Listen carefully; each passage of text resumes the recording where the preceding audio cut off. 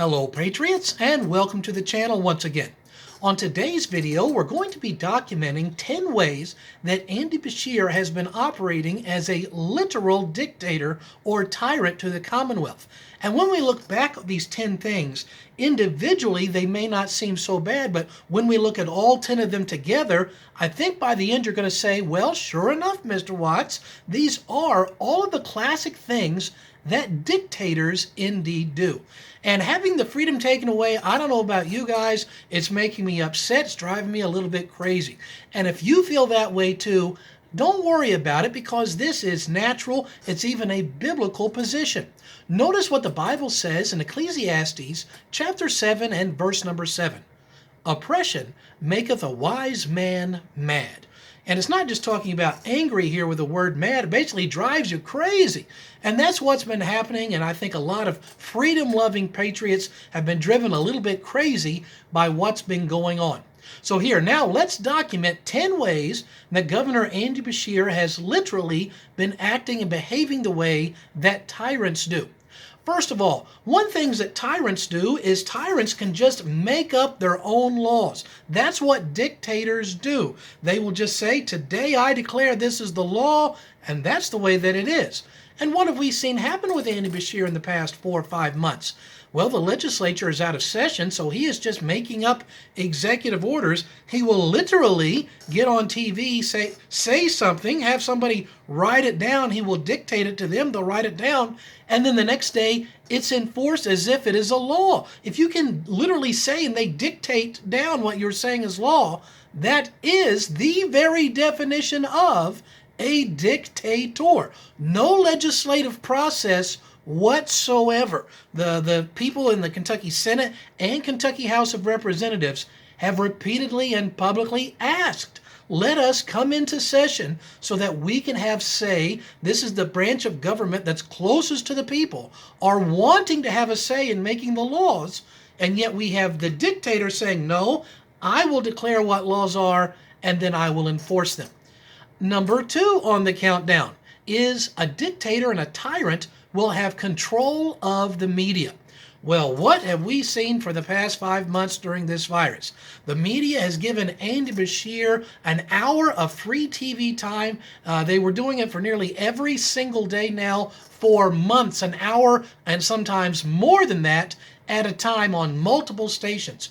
You could not buy that kind of media coverage, and yet they are giving it to him for free. And we've seen this is just all over everywhere, is that the liberals and the media are hooked up and they are one and one. So yes, definite control of the media giving him. Can you imagine if Governor Bevin had wanted to say, listen, I want a free hour of TV time to tell people my opinion on what's going on, and I want you to give me a free hour of TV time on multiple stations for half of a year every single day. No way they do that whatsoever, but they'll do it for him, therefore control of the media. Number 3 on the countdown is a dictator will have enforcers that are going to be answerable to that person and will carry out the dictator's will. Well, what do we have with that? We have today the health department. This is the modern day Gestapo in Kentucky. The Gestapo would go out and would just enforce anything that Hitler said. And now we have the Kentucky health departments that Andy Beshear is saying, hey, I declare if you don't do what I say, I want to shut you down, and he's sending the health department over to do it. You'll notice he's not using the police force. Well, the police force, first of all, you've noticed a lot of our county sheriffs and other police officers have said they're not going to be enforcing many of these executive orders because they've been trained on what is actually legal and what is illegal, and they know that their job is to uphold the law, and what he's doing is not the law. So what is he doing? He's sending the health department to any and every business and says, if you don't comply, not with the law, but just whatever I declare, he's going to shut you down. So he does have his own enforcers, nowadays being the health department. Let's look at number 4 on the countdown is intimidation. I have had multiple people that have contacted me over the past few months, passing me little pieces of information that I've been able to pass on to others, whether they be in office or in the media and other people. And the sources of information repeatedly say, don't use my name, Mr. Watts, because if you do, then I'm afraid that he's gonna call out my business in public, or he'll send the health department after me, and it is intimidation to do whatever he declares. And that is rampant today, intimidation. Let's look at the fifth thing. Number 5 on the countdown is control over industry. And that's exactly what we have. Governor Beshear has said, hey, listen, I say this industry may be open and this industry must be closed. And this third industry, you can be open, but only the way that I say that you can. And you can only have the people working that I say you can. That is complete control of industry, and is one of the things that dictators and tyrants do. Number 6 on the countdown is not only control the business, but you also control the workforce. Think about how he has done this at many workplaces. First of all, some of them are still shut down because he has declared you're not essential, so you can't be open.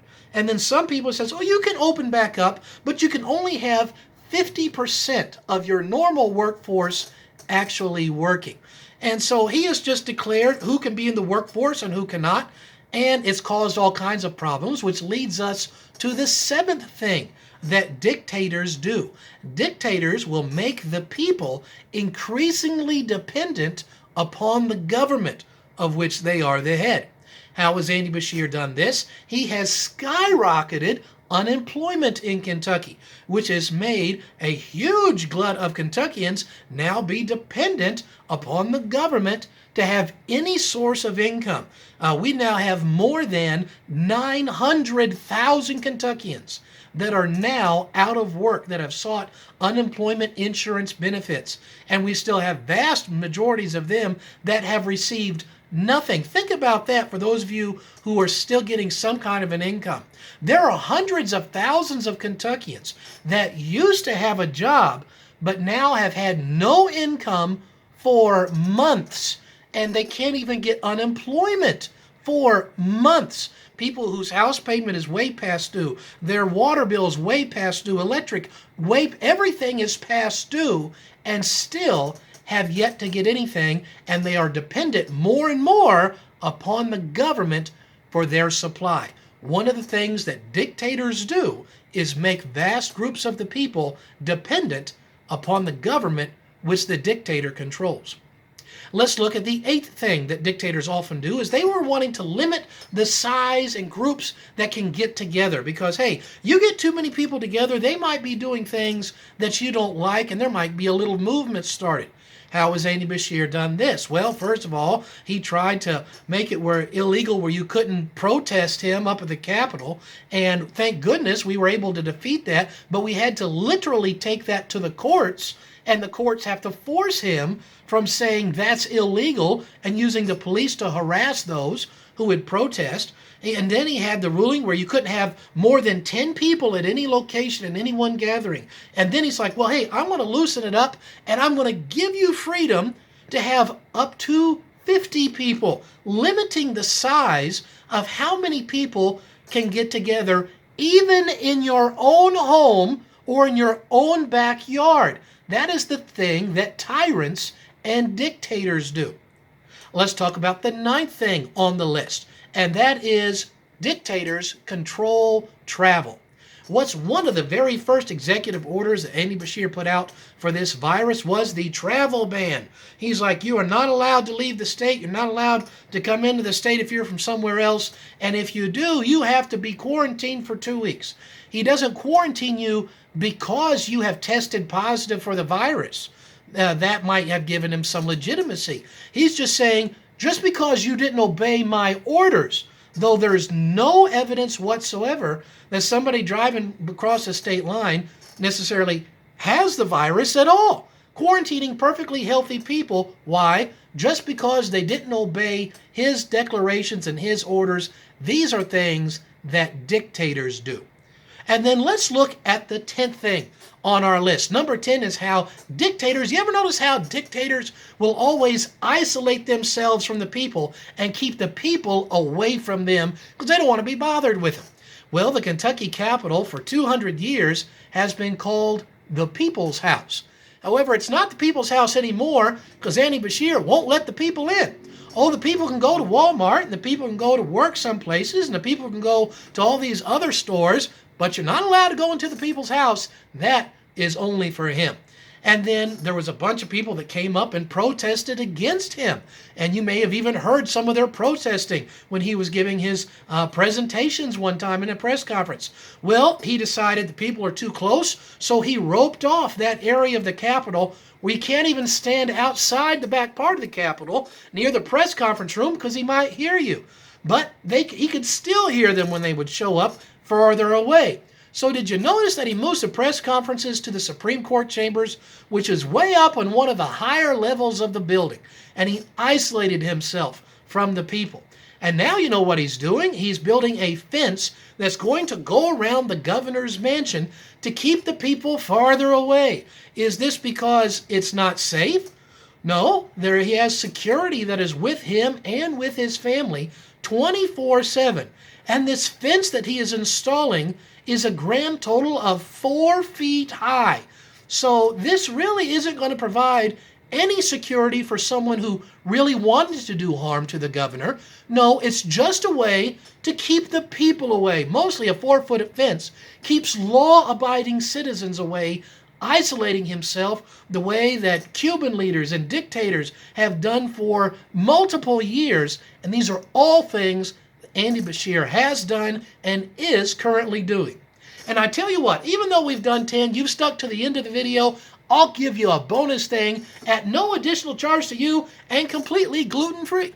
And the 11th thing is that dictators install fear into the people. And by installing fear and feeding that fear, that's what they say, hey, that's why you need me, because I'm keeping you safe from this thing that you need to be afraid of. And that's why I have all this power. It's to protect you, and I'm to help you, and I'm your friend, and that's why I need all of this power. And they keep pushing this idea of fear. Think about this historically. What did Hitler do? He pushed fear of the Jews. Hey, the Jews are going to hurt you. They're going to take your money. They're going to take your land. They're going to take over. And he kept pushing this fear of the Jews, and he worked the people up to be afraid of them. Same thing happened with Saddam Hussein. Iraq and Iran had been at war for years, and he kept feeding that, saying, hey, the Iranians are going to get you. That's why I need to stay in power, and I need total control, because I'm going to protect you from these evil Iranians.